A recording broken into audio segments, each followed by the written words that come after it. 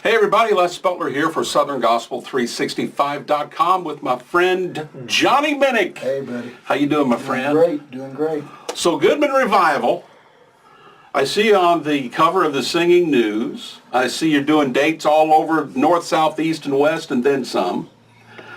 Wow, what's going on with you, It's all you a surprise folks? to us. I wish I could explain it. I can't.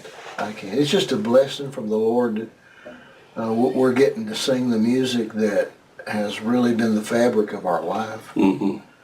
And what touches our soul, and we found an audience that likes it, so we are blessed to be able to sing that music again. Now you did one album, and you've had some singles on the radio, and it's been out for a little bit, but you're finishing up number 2. Project number 2, I don't know whether they call them albums or projects anymore. An album is a collection of things. A photo album is a collection of photos. That helps. A recorded album is a collection of songs. So it's still a record. Yeah. It's still an album. Yeah. So how about some of the songs on the new record? Go ahead and let me test your memory. Well, the formula for the first one, we used about 85%, or maybe even 90, songs that the Goodmans had previously recorded. Mm-hmm. So we didn't want to make much of a departure from that. We wanted to stay close to that formula because it worked well for us. So we went back and picked up The Lighthouse, I'm Living in Canaan, When Morning Sweeps the Eastern Sky. Did I say Eastern Gate? Have I said that yet? No. Okay. Some of the great Rusty Goodman songs, Had It Not Been. These songs that when we get in the studio and actually do our part, our recording, it is sometimes very difficult to sing through the emotion.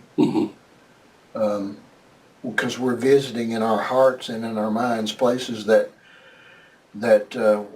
we've been before, that mean so much to us, and people that we love so very much and miss so very much. So it's just a unique privilege and opportunity for us to do this like we're doing it. A Bible word for that is going back to the old landmarks. You're revisiting some old landmarks. When you get there, it's an emotional, I get it, it's an emotional time. There's a lot of times on the platform, on the stage, we'll be singing and something will trigger my mind. Some people call it deja vu. I just am transported back to another time and place, and for a second there's just a flood of memories that pass through my mind, which is a real blessing. I mean, it's something that I enjoy happening when it happens. And Michael and Tanya are so much fun to be around. They love life. We're all a bit older than we were when we started this, and never really thought that we'd have an opportunity to do what we're doing. But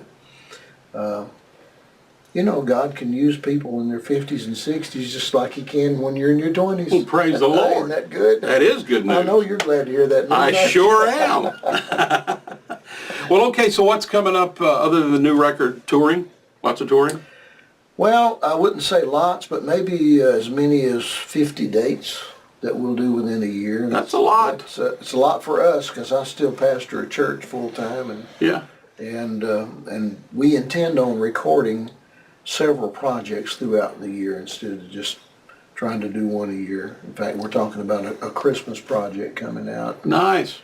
And just different things like that. So we're keeping ourselves busy doing our music. Okay. Well, I'm glad you got to visit with me. Well, I'm glad to be here. Fun, always. Having fun, as he said, always here on SouthernGospel365.com.